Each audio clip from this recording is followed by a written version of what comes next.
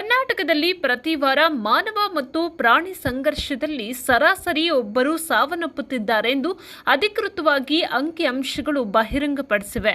ಅರಣ್ಯ ಇಲಾಖೆಯ ಪ್ರಕಾರ ರಾಜ್ಯದ ದಕ್ಷಿಣ ಭಾಗದಲ್ಲಿ ಬನ್ನೇರುಘಟ್ಟ, ಚಾಮರಾಜನಗರ, ಮೈಸೂರು, ಕೊಡಗು ಮತ್ತು ಹಾಸನದಿಂದ ಚಿಕ್ಕಮಗಳೂರು ಬೆಲ್ಟ್ವರೆಗೆ ಇಂತಹ ಸಂಘರ್ಷಗಳು ಹೆಚ್ಚಾಗಿ ವರದಿಯಾಗುತ್ತಿದೆ. 2010 ರಿಂದ 2024 ನಡುವೆ 600ಕ್ಕೂ ಹೆಚ್ಚು ಜನರು ಕಾಡು ಪ್ರಾಣಿಗಳ ದಾಳಿಯಿಂದ ಪ್ರಾಣ ಕಳೆದುಕೊಂಡಿದ್ದಾರೆ. ಅವರಲ್ಲಿ ಹೆಚ್ಚಿನವರು ಆನೆಗಳ ದಾಳಿಗೆ ಬಲಿಯಾದವರಾಗಿದ್ದಾರೆಂದು ಅಧಿಕಾರಿಗಳು ತಿಳಿಸಿದ್ದಾರೆ.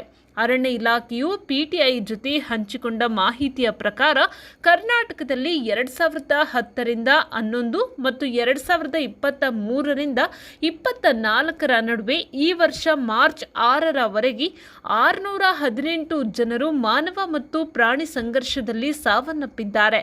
ಇವುಗಳಲ್ಲಿ ಆನೆಗಳ ದಾಳಿಯಿಂದ 416 ಮಂದಿ ಸಾವನ್ನಪ್ಪಿದರೆ, ಚಿರತೆಗಳ ದಾಳಿಯಿಂದ 38, ಕರಡಿಗಳ ದಾಳಿಯಿಂದ 36, ಹುಲಿಗಳ ದಾಳಿಯಿಂದ 34 ಮತ್ತು ಕಾಡು ಹಂದಿಗಳ ದಾಳಿಯಿಂದ 32 ಮಂದಿ ಸಾವನ್ನಪ್ಪಿದ್ದಾರೆ.